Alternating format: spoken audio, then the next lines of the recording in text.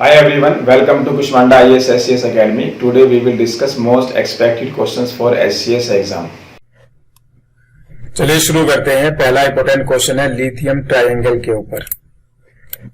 तो often seen in news lithium triangle region is located in which these groups of country. बहुत important है। तो Argentina, Bolivia, Chile है। Map के जरिए भी आप इसकी लोकेशन देख सकते हो। बाकी डिटेल्स यहाँ पर दी हुई है। इसका पीडीएफ आपके डिस्क्रिप्शन लिंक में है। दूसरा टॉपिक जो इम्पोर्टेंट है वो है एमआरआई स्कैनर को लेकर। बहुत इंपॉर्टेंट है ये भी, तो इसको भी आपने देख कर जाना है। तो क्या होता है, ठीक है, और इसके मेन पॉइंट्स क्या हैं, और ये क्वेश्चन भी यहाँ पर फ्रेम किया हुआ है। तो स्टेटमेंट लेंथी क्वेश्चन है, तो इसके बहुत स्टेटमेंट ठीक है। एमआरआई स्कैनर की डिटेल आपको पता होनी चाहिए। और जूट कल्टीवेशन यानी कि जूट की जो खेती होती है, तो जूट की फसल के लिए कैसी मिट्टी होनी चाहिए, ठीक है, क्या रेन होनी चाहिए, क्या टेम्परेचर होना चाहिए, इसका जो प्रोडक्शन है वो इंडिया में कौन कौन सी लोकेशन पर है, कौन से स्टेट है, वो सब यहाँ पर दिया हुआ है। ठीक है, एक क्वेश्चन भी फ्रेम करके दिया हुआ है, तो इसको भी आपने प्रिपेयर करना है इस बार के एग्जाम के लिए।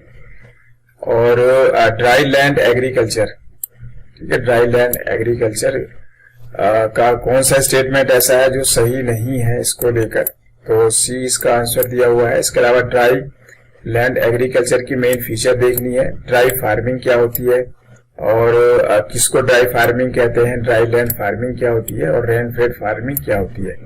चारों टॉपिक आपके लिए बहुत इंपॉर्टेंट है, इस बार के लिए तैयार करना है। यहाँ पर मेरा मकसद ये है कि जो आप अपना रिवीजन कर रहे हो, तो उसमें कुछ ऐसा तो नहीं है जो आपने करना था और वो आप नहीं कर पाए। तो क्रॉपिंग पैटर्न, तो खरीफ, रबी, जायद की जो क्रॉप्स हैं कौन कौन सी हैं, और ये सवाल तो आता ही रहता है, आपको पता है। तो जाते जाते इसको भूल मत जाना, ठीक है, देखना कि कौन सी खरीफ की है, कौन सी आपकी रबी की फसल है। क्वेश्चन भी यहाँ फ्रेम किया हुआ है, इसको आपने बनाना है।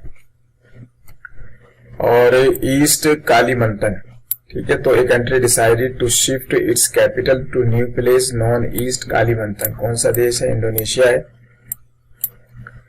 तो ये भी फैक्चुअल सवाल है, इंपॉर्टेंट है। एटॉमिक एनर्जी कमीशन पर सवाल हमेशा इंपॉर्टेंट रहता है। बच्चे कई बार जो है रिवीजन करते करते इसकी डिटेल नहीं देख पाते हैं, कब बना है, कितने मेंबर हैं, इंडिया में इसका क्या रोल है, तो ये भी आपने प्रिपेयर करना है। क्वेश्चन यहाँ बना हुआ है, पढ़कर आपने रीड कर लेना है। और international atomic energy, international energy agency, इस पर भी बहुत दिनों से सवाल नहीं आया है, ठीक है। कब एस्टेब्लिश हुआ है, कितने कंट्रीज इसके मेंबर हैं, ठीक है, और जो 1979 का ऑयल क्राइसिस क्या है, तो 3-4 क्वेश्चन यहाँ से बनते हैं। और एक क्वेश्चन यहाँ फ्रेम किया हुआ है, तो इसका बी जवाब है, इसको भी आपने करना है।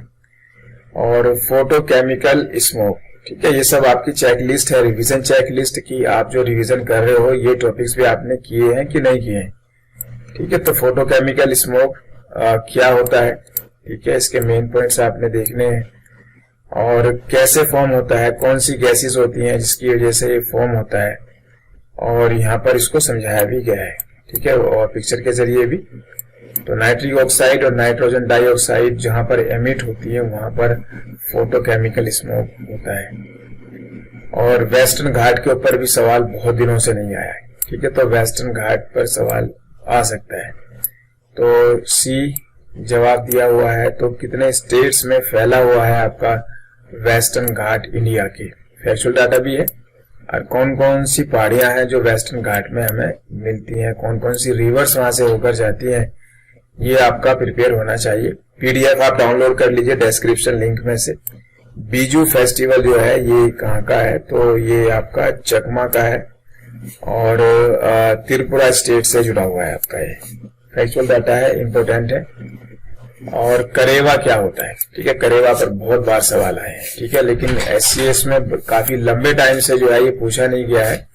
तो करेवा जो है आपके ये कश्मीर हिमालय से जुड़ा हुआ है आपका। तो thick deposits of glacial clay and other materials embedded with moraines, तो करेवा इंपॉर्टेंट है।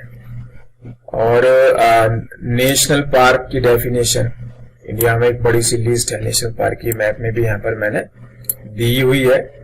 तो कितने नेशनल पार्क हैं, किसको नेशनल पार्क माना जाता है, क्या मेन खास बातें होती हैं नेशनल पार्क की, वो हमें पता होनी चाहिए। क्योंकि आप बायोस्फीयर रिजर्व भी पढ़ते हो तो 3-4 नाम है, तो नेशनल पार्क बायोस्फीयर रिजर्व से किस तरीके से अलग होता है तो वो पता होना चाहिए। सी माउंट इम्पोर्टेंट है, उसके बारे में स्टेटमेंट दिए हुए हैं, ये पिक्चर भी आप देख पा रहे हो, ठीक है। तो इनमें से कौन सा ऐसा है जो करेक्ट स्टेटमेंट है सी माउंट को लेकर?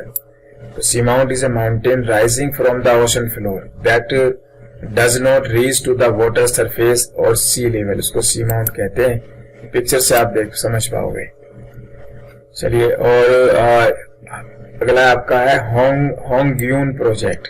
होंगग्यून प्रोजेक्ट तो किसका प्रोजेक्ट है, क्यों इसकी जरूरत है, क्या इसका मकसद है, ठीक है। तो स्पेस बेस्ड कम्युनिकेशन नेटवर्क से जुड़ा हुआ है आपका, और चाइना का है आपका, चर्चा में है, इंपॉर्टेंट है। मूवमेंट ऑफ इंडियन प्लेट, जो आपकी प्लेट्स हैं, जो आपने प्लेट टेक्टोनिक्स थ्योरी भी देख कर जानी है, तो इंडियन प्लेट के ऊपर क्वेश्चन है आपका। तो आजकल बहुत ज्यादा न्यूज में बना हुआ है, जो प्लेट्स के ऊपर सवाल बन सकता है। आप देख भी पा रहे होंगे कि अफ्रीका जो है टूट रहा है, आजकल बहुत ज्यादा न्यूज में बीबीसी में आया हुआ है। और इसके अलावा कयाल कैसे फॉर्म होता है, कयाल, ठीक है, कयाल क्या है, क्या होता है कयाल आपका? तो kayals are formed by action of waves and shores current lower barrier islands across the mouth of many rivers flowing down from western Ghats range. तो कयाल कैसे फॉर्म होते हैं, ठीक है, पिक्चर के जरिए, मैप के जरिए भी आपने इसकी लोकेशन देखनी होगी। लैंडस्लाइड बहुत न्यूज में है आजकल, आप देख रहे हो हिमाचल प्रदेश में, उत्तराखंड में जो लोग घूमने जा रहे हैं, तो लैंडस्लाइड्स बारिशों में आम बात होती है, ठीक है, हिल स्टेशन पर। तो लैंडस्लाइड्स के टाइप और जो उनके जोन है लैंडस्लाइड्स के, कहाँ कौन कौन से स्टेट के साथ जुड़े हुए हैं, इस टेबल में पूरी डिटेल दी हुई है। और लैंडस्लाइड होता क्यों है, ये यहाँ पर डिटेल है, ये क्वेश्चन फॉर्म किया हुआ है, इसका बी आंसर है। और बहुत ज्यादा इंपॉर्टेंट है लैंडस्लाइड। और इसके अलावा यूनियन टेरिटरीज पर भी सवाल नहीं पूछे गए, बहुत लंबे टाइम से नहीं आए। यूनियन टेरिटरीज का एरिया, पॉपुलेशन को लेकर जो है क्वेश्चन पूछे जा सकती हैं, और अभी कितने यूनियन टेरिटरीज हैं उन पर सवाल हमारे एग्जाम में आ सकता है।